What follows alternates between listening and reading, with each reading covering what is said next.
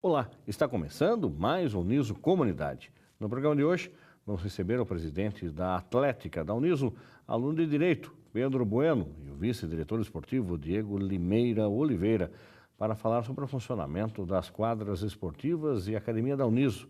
Também vamos falar sobre o tiro de guerra de Sorocaba, cujo comandante é ex-aluno da universidade. Está no ar o Uniso Comunidade.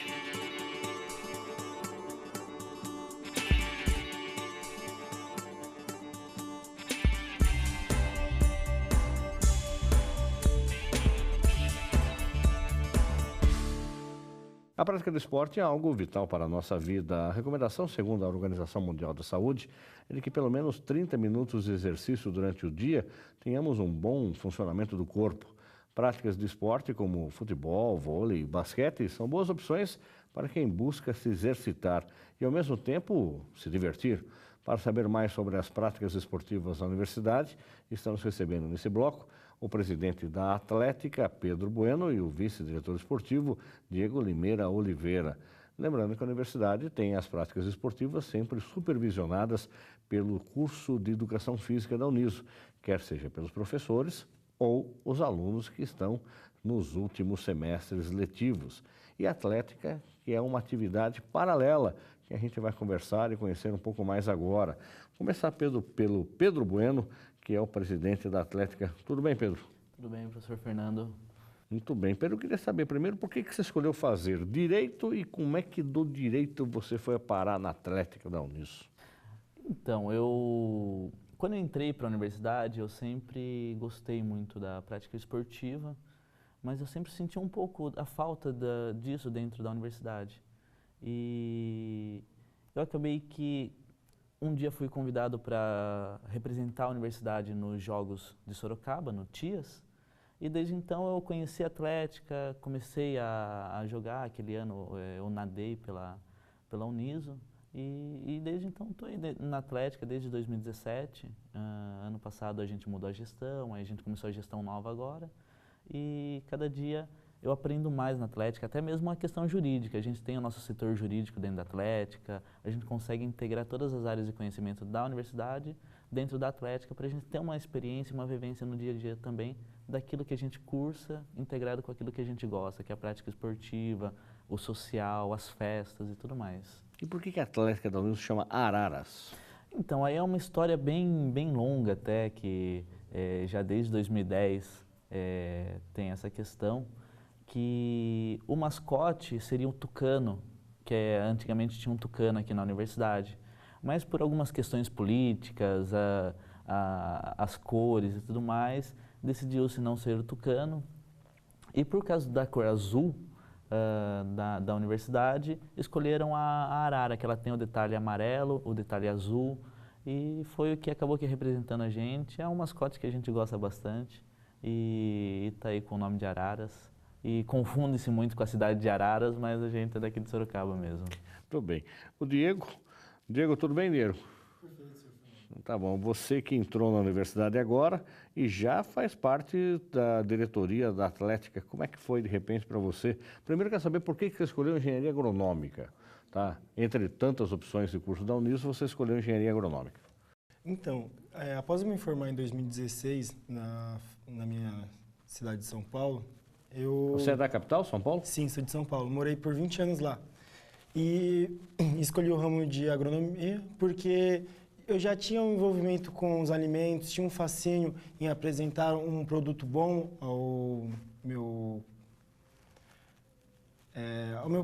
a pessoa que iria receber aquele serviço. Então, após eu começar a estagiar na área de gastronomia, eu percebi que não era a minha área e decidi mudar. Aí, após fazer um curso profissionalizante, eu vi que a agronomia poderia ser uma área onde eu me encontraria e teria um vasto espaço para eu inovar, porque, infelizmente, aqui no Brasil a gente ainda utiliza muito de agrotóxicos, os produtos orgânicos não são ainda a preferência da população, não é o que está na mesa da população, e isso é o que eu quero revolucionar, eu quero trazer uma melhora. Muito bem. E aí você falou de gastronomia, você chegou a trabalhar na área de gastronomia em São Paulo? Comecei, eu fiz um curso de introdução antes da minha faculdade, comecei a faculdade, estagiei, só que no momento que eu estava no mercado de trabalho, eu me via provavelmente infeliz após alguns anos, porque o produto não é o que é oferecido, a propaganda não é a mesma que chega na gente. Não. E se for para realmente revolucionar, que seja no primeiro, que seja no plantio. Na que base, seja... então. Exato. Muito bem. E aí, como é que surgiu a Atlética daí para você? Então, eu estava na minha primeira semana aqui em Sorocaba, eu não conhecia ninguém, minha família é totalmente de São Paulo, e eu acabei conhecendo a Gabriela Borges numa festa, eu acabei conversando com ela, falei que eu era da Uniso, e ela me integrou na sexta-feira, onde que seria a primeira conversa entre os calouros e os veteranos que estariam nos recepcionando.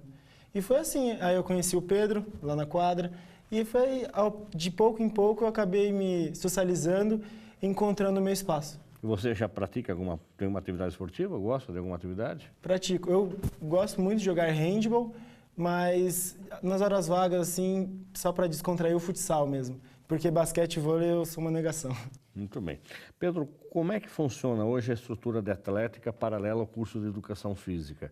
Para a gente não misturar, né? Lembrando que o curso de Educação Física tem as aulas práticas, as aulas teóricas dentro da estrutura de quadras que a universidade oferece. Agora, como é que a Atlética utiliza desse espaço e como é que o aluno pode também utilizar desse espaço? Então, a Atlética em si, ela é um pouco mais independente da universidade. A gente é um grupo que se organiza e faz as atividades e tudo mais. E a universidade, através do curso de Educação Física, eles nos dão um certo apoio em questão das quadras, uniformes, materiais esportivos. A Uniso cede tudo isso pra gente. E pra gente poder fazer os Até alunos para apitar jogo e tal, né? Isso. Inclusive, hoje teve uma conversa sobre o nosso torneio interno da Uniso, que vai ser o primeiro realizado na Uniso. A Atlética que vai fazer toda a gerência do campeonato, e o curso de Educação Física vai ceder pessoal para apitar, para fazer mesa de jogo para a gente. E daí a gente trabalha integrado a isso para dar a certa prática do aluno de Educação Física na área esportiva, e a gente também tem um apoio deles. E a gente consegue fazer os agendamentos de quadras, material esportivo, tudo através do curso de Educação Física. A gente divide o mesmo espaço, os mesmos materiais, para a gente conseguir fazer isso caminhar. E como a Uniso ela é uma universidade de caráter comunitário, tanto as nossas atividades, os nossos materiais, que a Uniso cede para a gente poder usar, é aberto à comunidade também. Então, os nossos treinos, a maioria são todos no Trujillo, e os nossos treinos eles são abertos para qualquer aluno da Uniso que queira treinar, queira participar. Tem os nossos treinos de basquete, handball, vôlei, futsal, tanto feminino quanto masculino. A gente vai começar o projeto de judô, artes marciais, várias outras modalidades, mas todos são abertos para qualquer aluno da Uniso e qualquer membro da comunidade também para participar, para treinar com a gente. A única coisa é que quem não é aluno a gente não consegue levar para jogos, mas está lá para torcer. A gente tem muita gente de fora que treina com a gente. E para torcer e para brincar, né? Para torcer, brincar, se divertir. E esse momento fora da universidade também, a gente treinar, a gente se conhecer é legal também, porque, por exemplo, o Diego, ele veio para a Atlética através de uma festa nossa em parceria com o Fiscar, que a gente conhece pessoal de fora, e o Diego conheceu a gente através disso, um vai linkando no outro, às vezes alguém vê a gente jogando em outra cidade. Teve o caso de uma aluna da Uniso que ela viu as cheers, as líderes de torcida treinando, ela gostou, ela veio para Sorocaba, para a Uniso, para estudar aqui, só porque ela viu as líderes de torcida. Então, tipo, a gente vai se divulgando, vai ajudando a Uniso, a gente se ajudando, e a gente tenta se integrar com o curso de Educação Física para ter esse aparato de apoio da universidade através do curso de Educação Física. Agora, Diego, como é que faz para o aluno da universidade fazer parte da Atlética? Paga alguma coisa, não paga, tem que se inscrever? Como é que funciona? Como é que você fez para entrar na Atlética? Então, o meu método eu diria que foi meio alternativo, porque eu não fiz parte do recrutamento, estou fazendo parte do recrutamento para encontrar novas pessoas a adentrar nesse meio. Porque para você estar na Atlética, seria necessário você ter um certo tempo, uma dedicação e um amor, sabe, ao próximo, de também compreender que naquele momento não dá para ele estar lá presente e você, como amigo e participante também da Atlética, ir lá e substituir, também representar, porque tem dias que eu não posso comparecer e sempre tem alguém lá botando força, botando a moral para cima, sempre levantando o astral.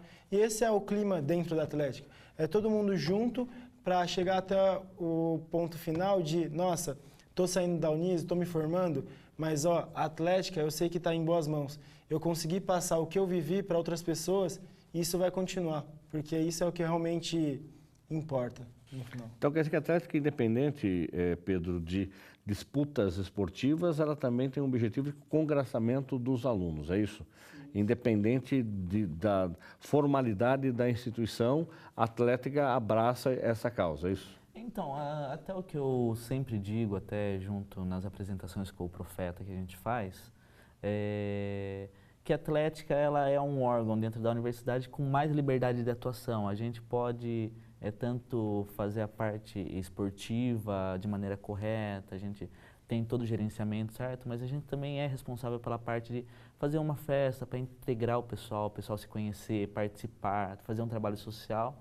E a gente virar amigo, a gente se ajudar, às vezes, por exemplo, eu preciso de alguma ajuda na área de algum estudo sobre economia, o Henrique me ajuda, a gente se ajuda em estudos, em participação, eu não posso ir, o Henrique vai. Até quando eu sofri acidente no passado, foi a Atlética que me deu um apoio muito grande, a gente estava bem no início da gestão, mas o pessoal me ajudava, me pegava, me levava, ia fazer as coisas para mim. Então, a gente tem esse espírito de se ajudar, de se unir, para a gente conseguir ter tanto um esportivo, uma integração, uma vivência universitária, que é isso que é legal, ter o espírito universitário para a gente sair daqui e saber que a gente passou pela universidade, deixou a nossa marca e a gente viveu o que é a universidade. Quer dizer que além dos jogos internos que você falou que a Uniso está organizando agora junto com a Atlética participa levando o nome da Uniso para outros campeonatos. Existem jogos em Sorocaba com outras instituições e até fora de Sorocaba? Sim, sim. Em Sorocaba tem o TIAS, que é o Torneio Interatléticas de Sorocaba. A Uniso, através da Araras, participou das 3 edições que teve. Ano passado a gente conseguiu pegar o 2º lugar na classificação geral e pegamos o 1º lugar tanto no vôlei, no tênis de mesa, várias outras modalidades a gente pegou o 1º lugar e na classificação geral a gente pegou 2º lugar. Mas também a gente participou da FUP, que é a Federação Universitária Paulista de Esportes. A gente conseguiu a classificação de 3º lugar no vôlei masculino e no vôlei feminino. A FUP ela vale vaga para o nacional e para o mundial, então a gente tem uma projeção grande. Esse ano a gente está projetando ir para o JUA, que são os Jogos Universitários de Araraquara, que são universidades do Brasil inteiro que vêm. No 2º semestre tem o JUS, que é os Jogos Universitários de Sorocaba, e a Liga Interuniversitária de Minas também, a gente vai jogar. Então são jogos grandes que a gente participa, leva o nome da Uniso, se diverte também porque é muito legal ir para jogos. É um espírito muito legal estar na torcida, conhecer pessoas e a gente tem aí uma vivência muito importante. Inclusive, temos jogadoras do nosso vôlei aqui da Araras que, através da vitrine que elas ganharam na FUP, que é o campeonato estadual, hoje elas estão jogando fora do país. Temos 4 aí jogadoras que elas tiveram essa vitrine e, através disso, elas tiveram uma projeção maior e hoje estão aí uma nos Estados Unidos, outras em alguns outros países na Europa. Então, além das práticas esportivas convencionais, futebol, vôlei, basquete, vai ter artes marciais também, tem as líderes de torcida, né? Que a gente vê muito em filmes americanos, elas animam ali durante os jogos, no meio dos jogos, uma sobe em cima da outra, tem os pompons, umas roupas coloridas. E também, isso a Atlética tem uma atividade com elas? Sim, sim. As líderes de torcida, eu até não falo o nome em inglês, que é o nome delas, porque eu não consigo, mas elas estão treinando hoje, elas fazem parte da Atlética. Eu fazia parte, inclusive, mas por causa do meu acidente ano passado eu não consigo mais participar, mas elas estão abertas à inscrição, à participação, tanto meninas quanto meninos. É muito importante para a gente a participação de meninos, porque precisa fazer base, precisa de meninos na base, então é legal essa participação dos meninos também. E também é um projeto inicial nosso que está começando agora. A gente tem um desafio para elas até o final de junho, elas estarem preparadas para representar a gente nos Jogos Universitários de Araraquara, que vale premiação para elas e tudo mais. E também temos a bateria, que é um projeto inicial também, e que a gente já teve a primeira oficina esse final de semana, a bateria está começando a ensaiar.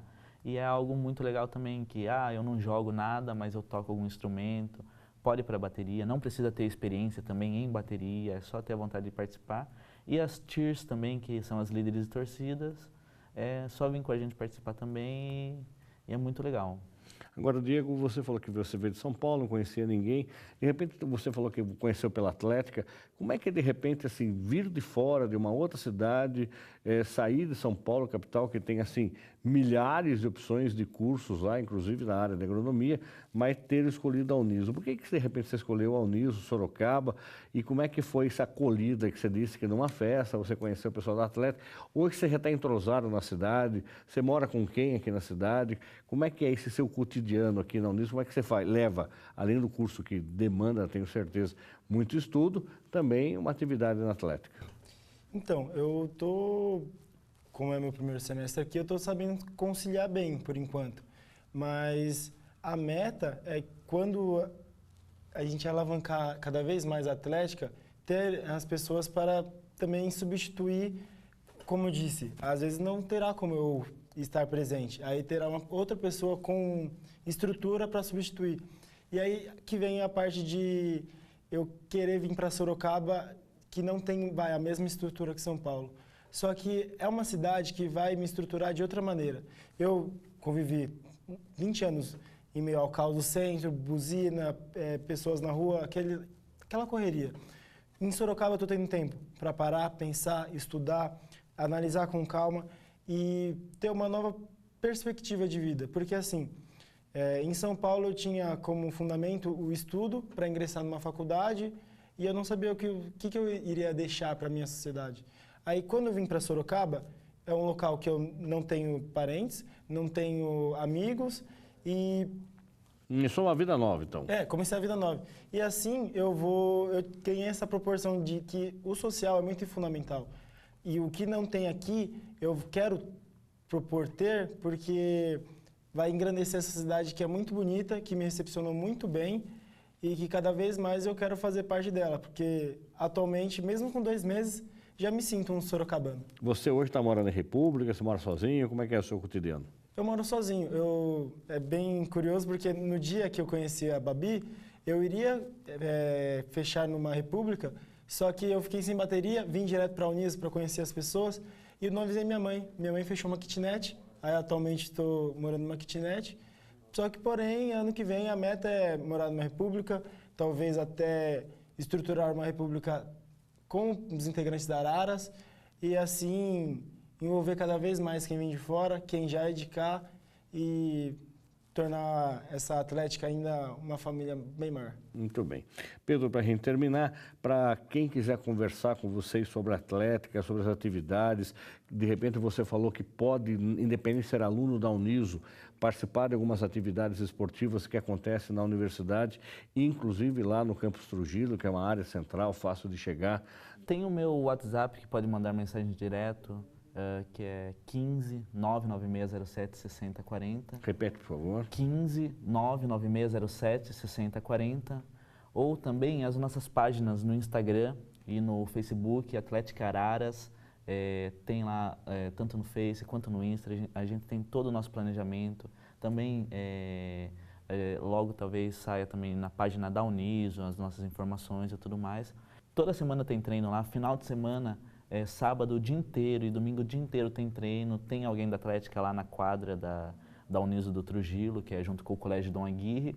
É só aparecer, manda mensagem pra gente no Face, no Insta, no meu WhatsApp, que a gente está com um processo de seleção aberto para a diretoria, para a bateria, para líder de torcida, para os times. Então é só chegar no sábado de manhã, das 9 ao meio-dia, a gente tem o treino das líderes de torcida, tem treino do vôlei no mesmo horário.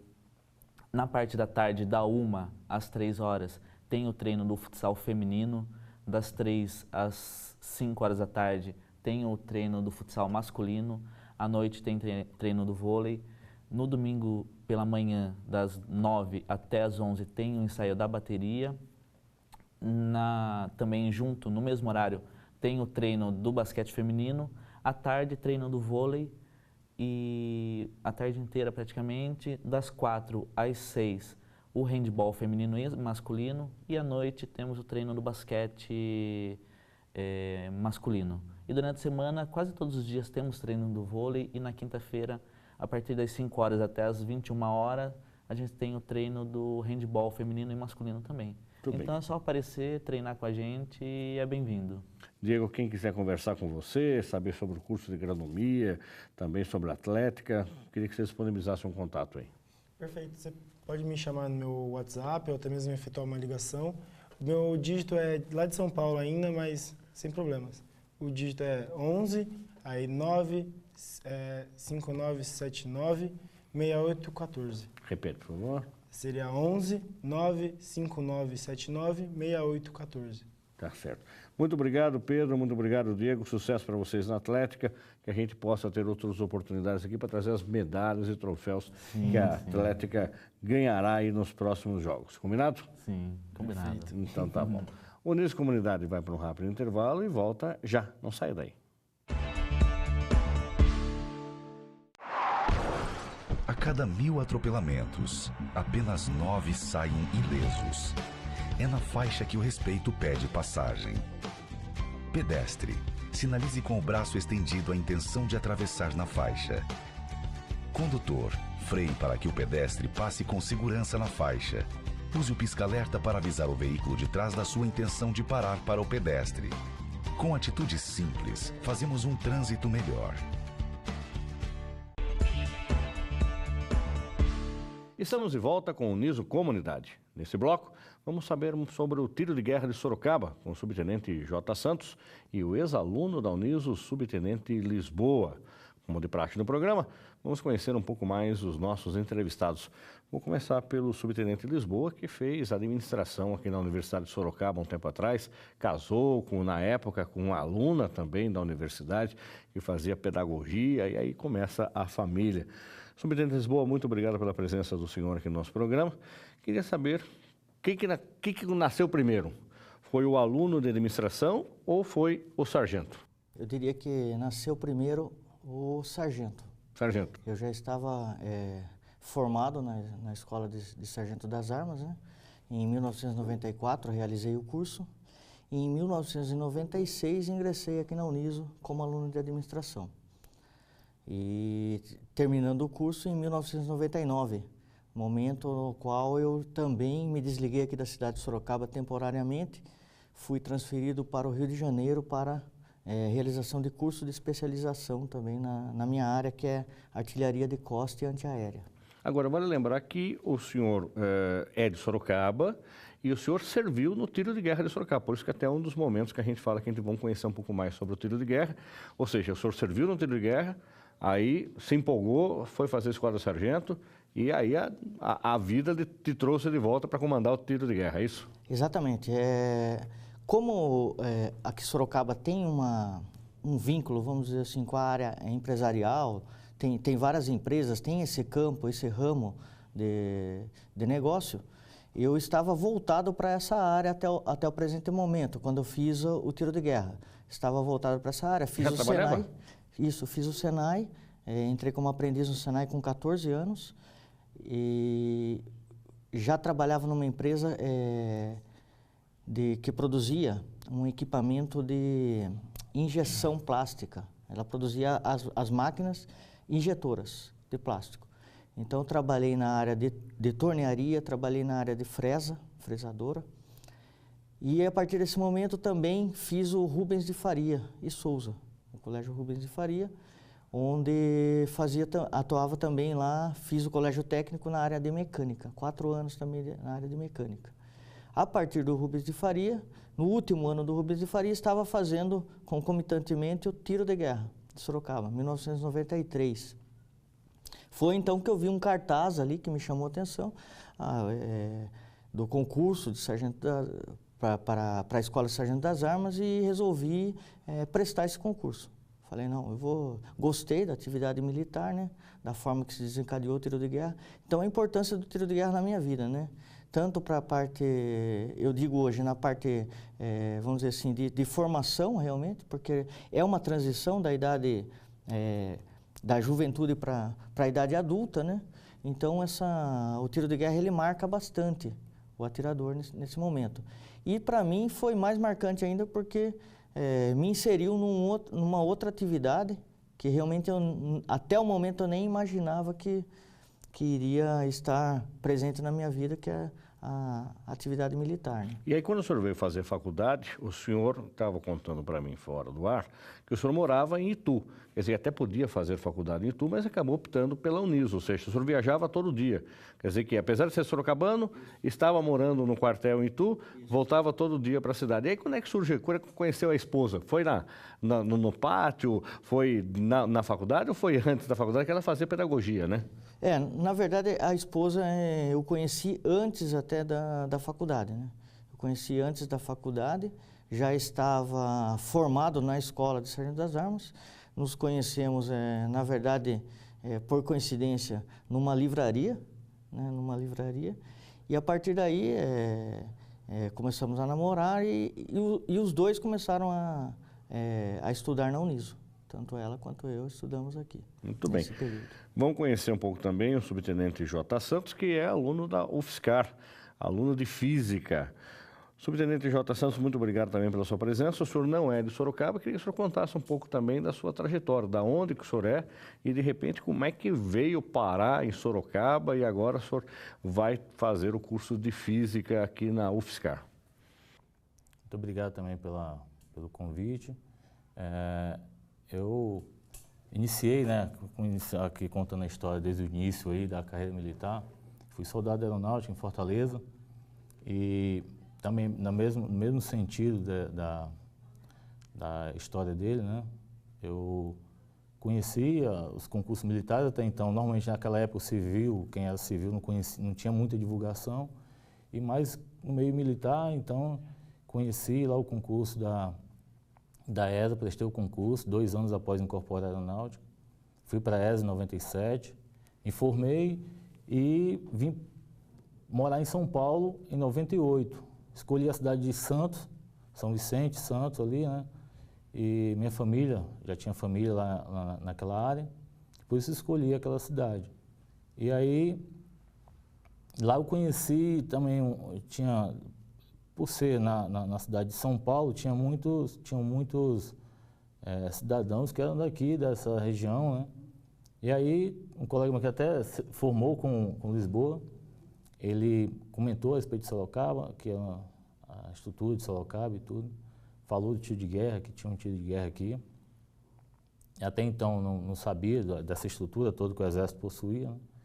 E toquei a vida militar, continuei, servi em outras cidades, servi em Tucuruí, no Pará, depois fui para Recife, onde conheci minha esposa, nós casamos, fui para Manaus e me especializando tudo, e até que em Manaus eu decidi concorrer a instrutor de tiro de guerra, que tem uma seleção bastante difícil, né? Porque são muitos voluntários, de acordo com a sua ficha individual ali, os feitos que foram, ao longo da carreira, foram atividades desempenhadas, você é selecionado ou não. Tive a sorte, escolhi a cidade de Sorocaba por conta dessa referência que eu tive lá no ano de 99, 98, e aí resolvi pedir aqui a cidade de Sorocaba e, graças a Deus, fui agraciado aqui com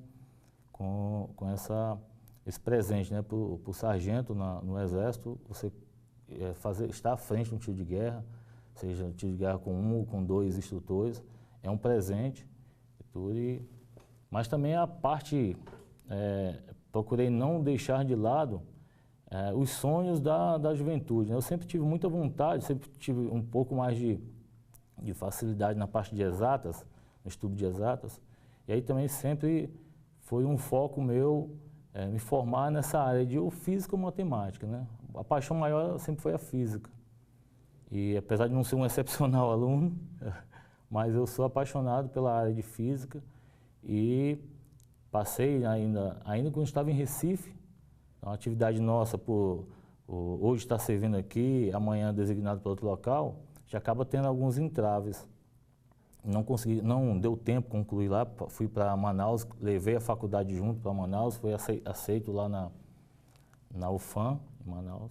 Também não deu tempo de concluir, a atividade é muito, para o militar de carreira, ela é muito cheia é muito intensa, né?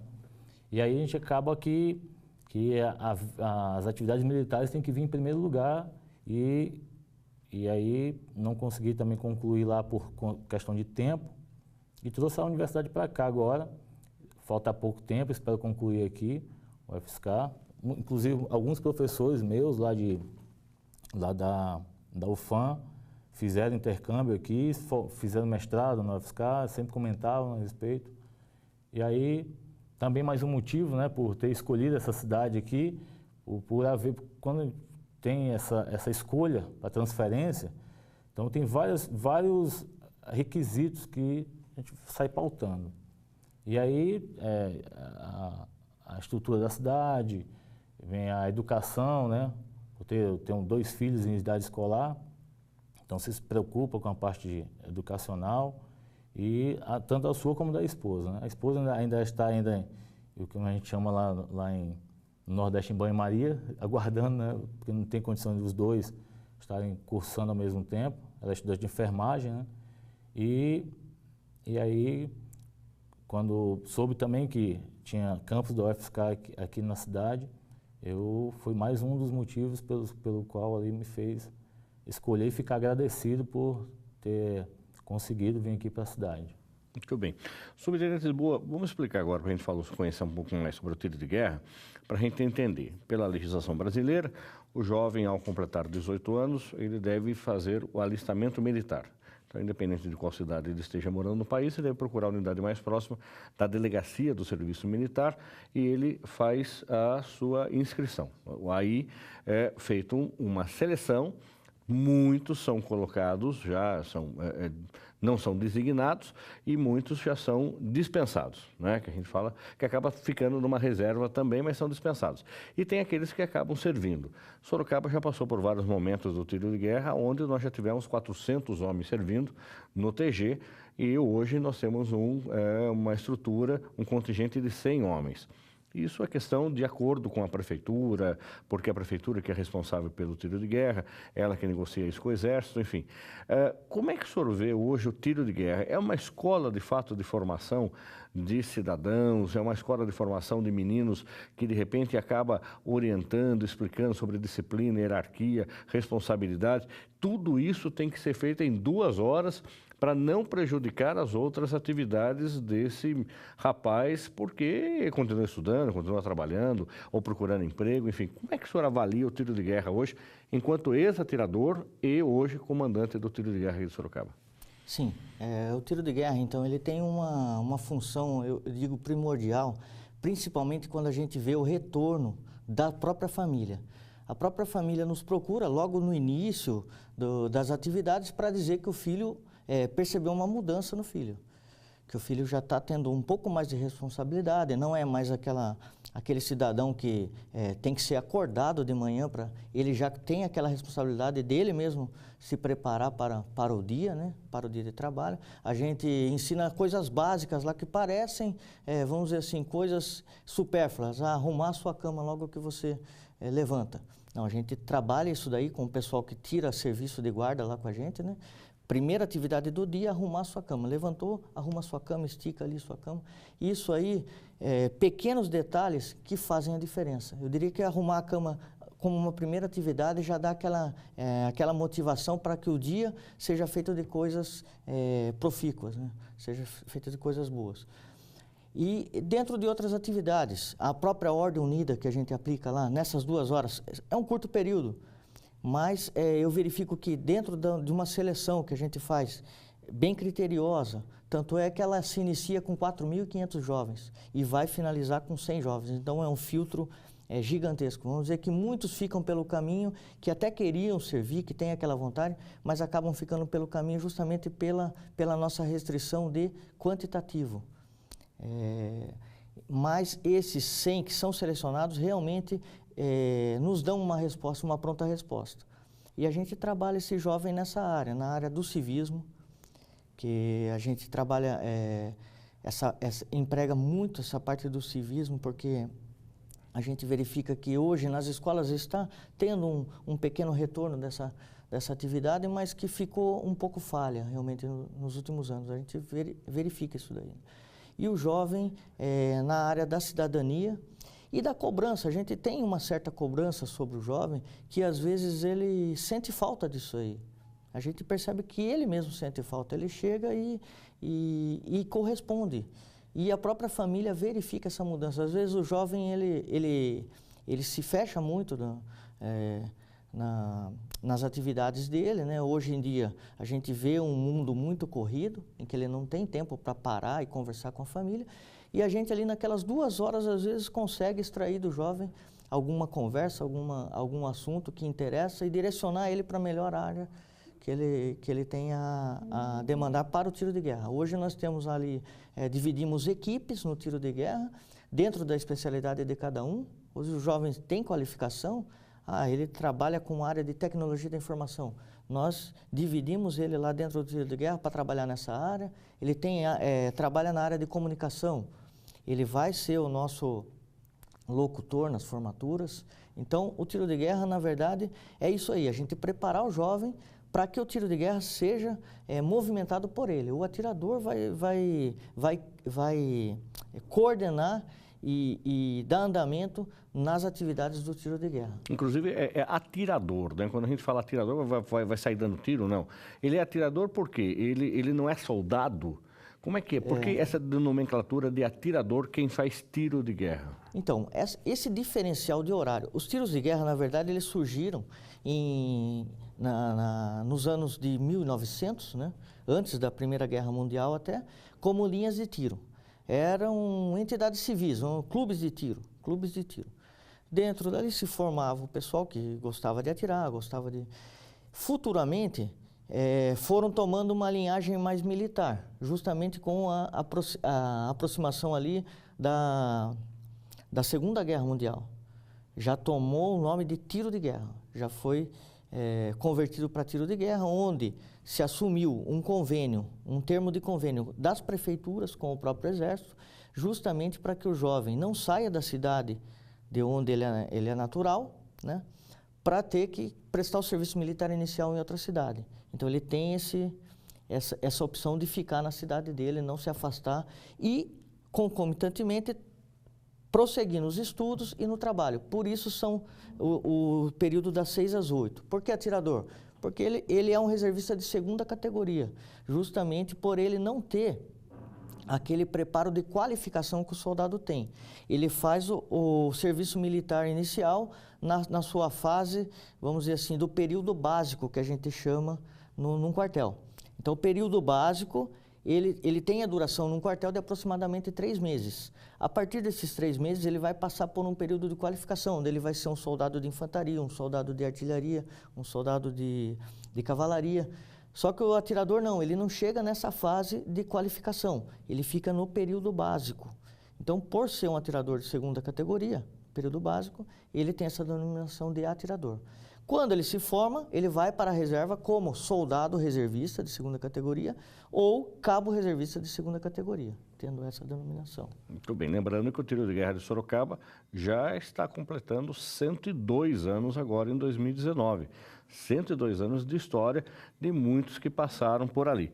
Subtenente J. Santos, eu brinquei até com o senhor antes de entrar no ar que o senhor mordia a cobra, tá? O senhor, já que serviu lá em Recife, no Nordeste, Caatinga, né, que chama, né, que o senhor tem essa especialização. Como é que, de repente, está num ambiente hostil, muito diferente, e hoje está aqui numa tranquilidade, vamos dizer assim, entre aspas, de um tiro de guerra? Como é que, de repente, aquele soldado que o senhor comandava numa ação mais intensa e, de repente, está aqui hoje, em 2 horas, tem que dar conta do recado? Pois é, Eu costumava brincar, né, aliás, não os companheiros lá no primeiro BIS, a última unidade que eu servi, em Manaus, costumavam brincar, né, que a gente lá é uma atividade completamente diferente a essa do tiro de guerra, e agora eu iria para um que eles chamavam de descanso do guerreiro. Aí eu, comentando com eles, né, é lógico, é um choque de realidade, porque você tem uma forma de tratar o militar num quartel como o primeiro BIS, né? O BIS o que é? O primeiro BIS, primeiro Batalhão de Infantaria de Selva, ele é a unidade pronto emprego da Amazônia. Então, qualquer problema que se houver em qualquer parte ali principalmente do Amazonas, Roraima, o primeiro quartel a ser acionado é o primeiro BIS. Aí ele possui aeronaves à disposição, por isso que é chamado de batalhão aeromóvel, que aí possui as aeronaves à sua disposição para a qualquer momento, tão logo seja acionado, ele embarque o seu pessoal e vá atuar naquela determinada região. Um exemplo muito clássico foi lá nas proximidades na fronteira com a Venezuela, né? Quem deu o pontapé inicial daquela operação, hoje em dia chamada Operação Acolhida, foram os militares do primeiro BIS. Assim como o primeiro BIS também, ele mobiliou, um batalhão centenário também, né? Ele mobiliou a maioria das unidades ali naquela região. Inclusive até o Centro de Instrução de Guerra na Selva, onde tem o curso de Guerra na Selva, que é ao lado do primeiro BIS, ele surgiu com militares do primeiro BIS. E assim, como eu estava falando, um choque de realidade, porque é uma atividade muito operacional e aqui uma atividade mais tranquila, não? Eu digo assim, tranquila no sentido de esforço físico, no sentido de preocupação direta com o emprego de armamento, mas assim, no que diz respeito à responsabilidade da formação, aqui é muito maior porque somos 2 militares, né, para cuidar de 100 atiradores. Nós fazemos o que um batalhão faz, a gente costuma falar, né, o batalhão faz em 3 meses, nós fazemos em poucos dias, sem estrutura administrativa e sem estrutura financeira que um batalhão dispõe, de pessoal e tudo. E a adaptação, é lógico que essa fase da carreira, você já próximo do final da carreira, você já está mais tranquilo para exercer determinadas atividades. E a minha maior dificuldade no início tem sido ainda desassociar essa parte de operações com a parte somente de instrução básica, porque a parte de instrução básica já estava um pouco afastada há algum tempo, né? Mas aí, lógico que aos poucos a gente vai se adaptando e conseguindo relembrar os conhecimentos e aperfeiçoando sempre que possível. E lá, essas atividades, eu posso dizer que eu sou muito feliz em estar conhecendo, né? Não conhecendo, mas participando dessas 2 veias do Exército, né? Essa parte operacional e a parte mais de formação do cidadão, de complemento da formação do cidadão. Eu sou muito feliz em ter passado por isso. As dificuldades que você passa exercendo a atividade operacional, ela lhe dá uma tranquilidade de passar certos conhecimentos, certas experiências para o mais jovem, né? E tudo. Então a gente, até o próprio atirador também, a gente observa que ele se sente mais seguro ao pegar uma orientação e tudo. E aí eu só tenho a agradecer em relação a isso. Agora, da minha parte, meu conhecimento operacional, a minha dificuldade, realmente, falou agora no sertão, na Caatinga, né? Então, é uma região muito difícil de você, que a gente chama operar, né? Totalmente diferente da região amazônica, totalmente diferente da região sudeste. O sertão ali, ele todo mundo sabe, né? Muito quente, só que tem momentos que tem clima parecido com o clima de deserto, né? Deserto, durante o dia muito quente e à noite muito frio. E aí você lida com essas diferenças. A região amazônica todo mundo conhece, é uma região muito quente e úmida, E aí tem outros detalhes que você tem que aperfeiçoar, outros conhecimentos que você tem que aperfeiçoar para não sucumbir, né? No sentido de pegar uma doença, pegar uma micose que vai causar uma baixa, algo do tipo. Eu fui agraciado lá na Amazônia com uma doença muito típica daquela área, que foi a leishmaniose, durante o curso de Guerra na Selva, numa determinada região, que era foco de leishmaniose, por mais cuidado que se tenha, sempre acontece, né, de quem está operando naquela área, você pegar esse tipo de doença. Então aí, é lógico que o tratamento se trata e tudo, não tem nenhuma sequela, graças a Deus, eu até hoje não tive nenhuma sequela de nenhuma atividade militar que eu participei, mas aí, só para a gente ter um conhecimento de que atividade militar, tanto a parte operacional como essa parte mais, vamos dizer assim, né, a mão amiga do Exército, a parte mais cívica, né, nenhuma das duas é simples de lidar, né. Agora, o subtenente Lisboa já esteve numa missão de paz no exterior, missão de paz lá no Haiti. Quer dizer que é uma outra realidade também, quer dizer que sai do conforto, entre aspas, do Brasil, por mais, muitas vezes, que tenha bases militares como essa que o subtenente J. Santos falou, mas de repente sair do Brasil, servir numa missão de paz num país que está passando por uma dificuldade tremenda que é o Haiti. Servir com exércitos e forças militares do mundo inteiro. O senhor está ali ao lado do soldado americano, está ao lado do soldado argentino, está ao lado do soldado, enfim, de outro país, com características diferentes, tem que conviver todo mundo junto. Como é que foi essa experiência também? Então, é uma experiência única. Eu diria, complementando também o que o subtenente J. Santos falou, não somos nomeados hoje para o tiro de guerra, sem um critério de escolha. Então, por isso, essas experiências que nós passamos, tanto eu quanto o J. Santos, ele também participou da missão de paz, são experiências únicas e que a gente tem a agregar para a nossa vida militar, vamos dizer assim, e passar tendo condições de passar essa segurança para os atiradores em si, né, nessa fase de formação deles. Então, uma experiência única, eu diria que bem marcante, pela situação, pelas condições, realmente, como você disse, do local, né, onde a gente atuou, pelas linhas de ações a serem tomadas. Temos que ter decisões rápidas, muitas vezes, em certas situações, né? O ambiente nem sempre é tranquilo, apesar de ser missão de paz, é estabelecimento da paz, então o ambiente, no geral, é hostil. O pessoal que está lá, por exemplo, você está num país e tem tropas de todo o mundo no seu país, você vai se sentir um pouco incomodado, com certeza, então o ambiente é hostil. Então tem que saber trabalhar, tem que ter uma doutrina e tem que ter uma preparação, e a gente tem. Existe um centro de preparação do Exército para isso, onde a gente faz um treinamento anterior para ir para o Haiti. Eu mesmo fiquei mais de um ano na missão, porque eu iniciei o preparativo da missão. Trabalhei com a equipe que iniciou os preparativos.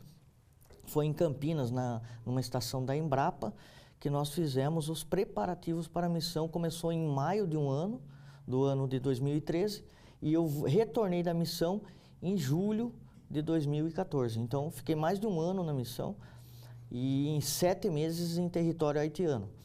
Nesses 7 meses, realmente é uma vida bem diferenciada, como disse o subtenente J. Santos, o que a gente teme bastante lá também, por algum tipo de doença transmissível, porque você está exposto, né?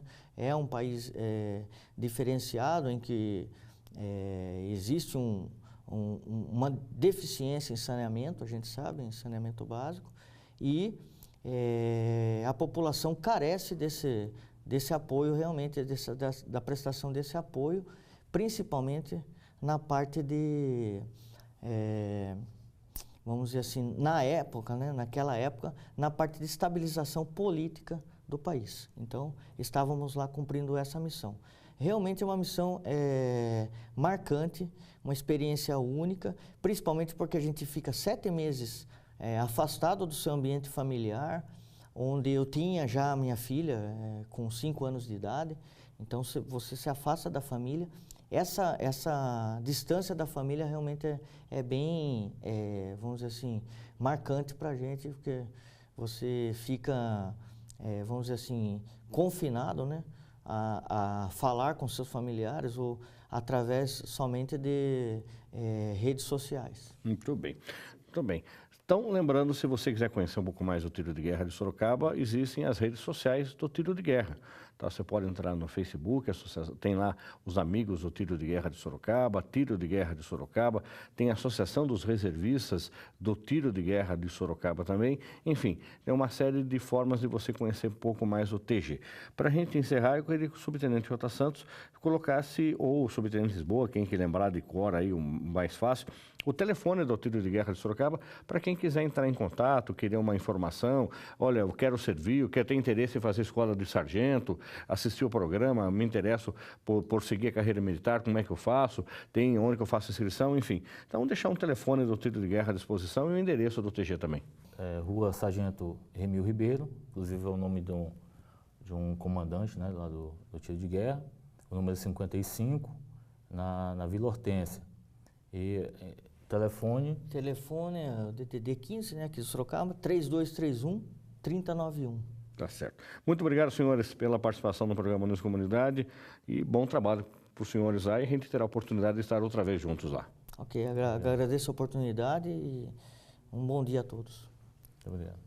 O programa News Comunidade fica por aqui. Para entrar em contato com a nossa produção, basta acessar o Facebook, Uniso Comunidade, ou o nosso Instagram, @Uniso Comunidade. Caso você queira rever esse e outros programas, visite o nosso canal no YouTube, que é a TV Uniso, ou também na nossa rádio, a rádio online, radioniso.com. Até o próximo programa. Até lá!